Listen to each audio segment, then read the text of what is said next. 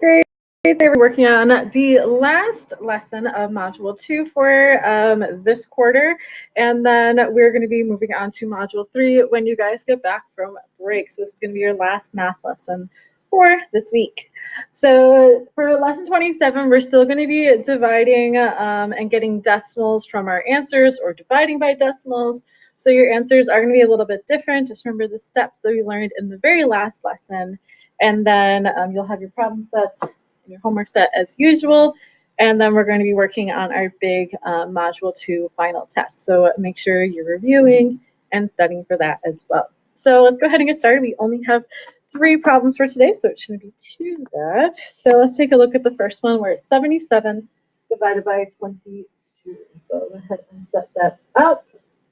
And then what you need to make sure that you are doing is, if you know that there's going to be a decimal somewhere, just make sure you put that decimal up in the answer. So let's go ahead and start solving this one. Remember, the first problem you're going to try along and work with me or follow along with me, and then the next 2 problems you'll try it on your own and then fix it.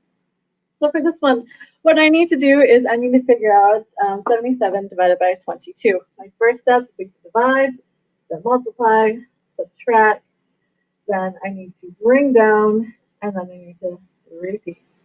So for my very first step, I'm going to see, can 22 fit into 7? It can't, but can 22 fit into 77? It definitely can, because 22 is smaller than 77. So now I had to think about how many times 22 can fit into 77. Well, if I were to estimate, I could round 22 down to 20, and maybe I could round 77 down to 60, and I can think about what 60 divided by 20 is, which is 3. So maybe 22 times 3 would fit into 77.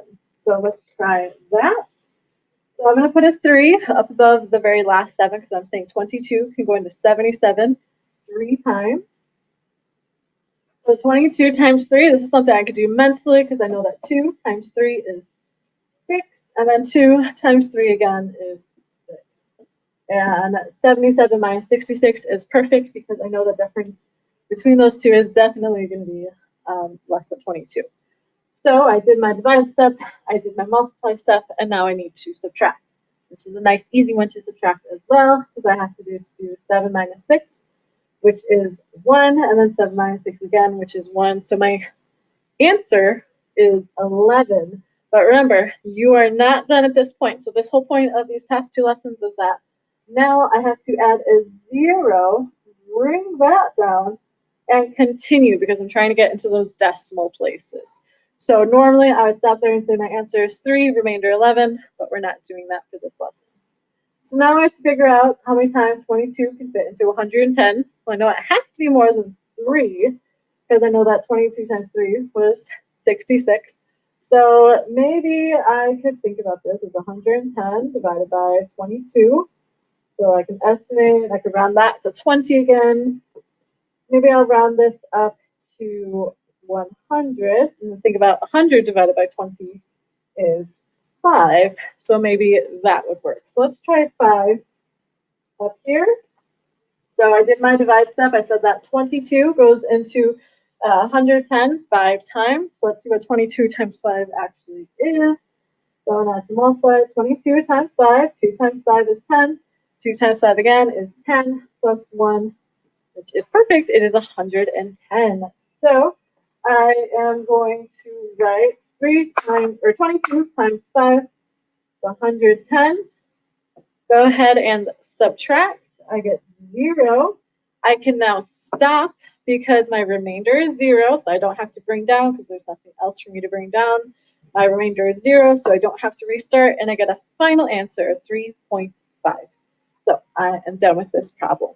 Now, you are going to work on the next problem on your own.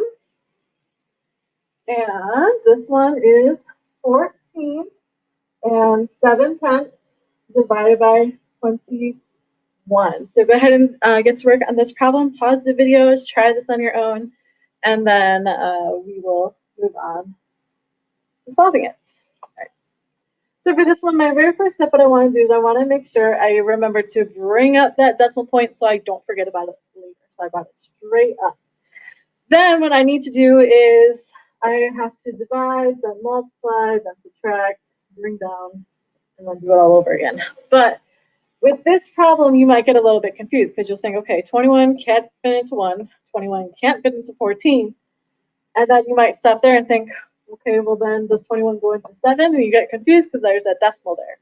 But remember, you can pretend that that decimal's not there and think of this as, well, how many times can 21 go into 147?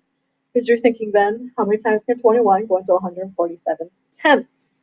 So let's figure out what would be a good estimate for this. So I have 147 divided by 21. I'm going to round 21 to 20. I'm going to round 147 to 140 because I can easily divide 14 by 20. So 14 divided by 2 is 7. So I'm going to try 7 up in my answer. And the reason I put that 7 all the way over there is because I'm trying to figure out how many times can 21 go into 147, which would be 7 times. So now I have to figure out what 21 times 7 actually is. So 21 times 7, I do 1 times 7, which is 7, 2 times 7, which is 14. 147 works perfectly with that.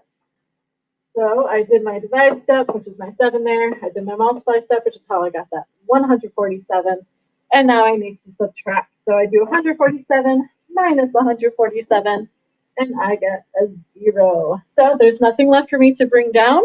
Over here, I have a remainder of a 0, so I know that I am done. So I don't need to restart. So my final answer is 7 tenths. So this was a nice easy problem, just one step. The only thing that might trip you up a little bit is that decimal right there. All right, so we're going to move on to the next problem. And please remember, if you need help or any questions about this, please make sure you're raising your hand and asking for help or getting that help. So our very last problem is 140 and 25 hundredths divided by 17. So we're going to have a lot to do for this problem, but go ahead and pause this video, try this problem on your own, and then we'll solve it together. So my first step with this problem is, remember, I want to bring that decimal straight up so I don't forget about it later, and now we can start trying to solve. So my first step is to divide. So I have to figure out, can 17 fit into 1? No, it can't. Can 17 fit into 14? No, it can't. Can 17 fit into 140? Yes, it can. So I'm going to estimate what 140 divided by 17 is. So I'm going to round 17 up to 20, and then I'll divide it by 140 because I know that that is something I can easily divide by. And I get an answer of 7. So I'm going to try 7 up here. I'm going to see what 17 times 7 is. So 7 times 7 is 49. 1 times 7 is 7 plus 4. 1 times 7 is 7. 7 plus 4 is 11. So it's 119.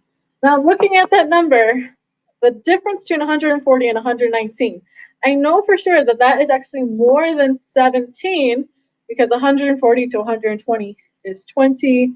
And then that would be a difference of 21. So that's not going to work. So I'm going to get rid of that 7. And I'm going to add one more. So that's going to be 8 instead. And we're going to try 17 times 8 and see if that will work for us. So I have 17 times 8. So I do 8 times 7. And remember, you can use those benchmark facts if you need to help you out. So I know that like 8 times 8 is 64. So if I were to subtract 8 more, that would be 56. So I have 56, and I do 1 times 8, which is 8. 8 plus 5 is 13. So I have 136, which is pretty much as close as I'm going to get to 140. So I'm going to write 136 right here. So I did my multiply step. I said that I could do 17 times 8. Now I'm going to do my subtract step. So I have 140 minus 136. So I know I can't do 0 minus 6, so I cross that out, make it a 10. I can't do, and then I have to borrow from my 4, so that becomes a 3. 10 minus 6 is 4, but now I have to bring down the rest of my numbers, or one more number.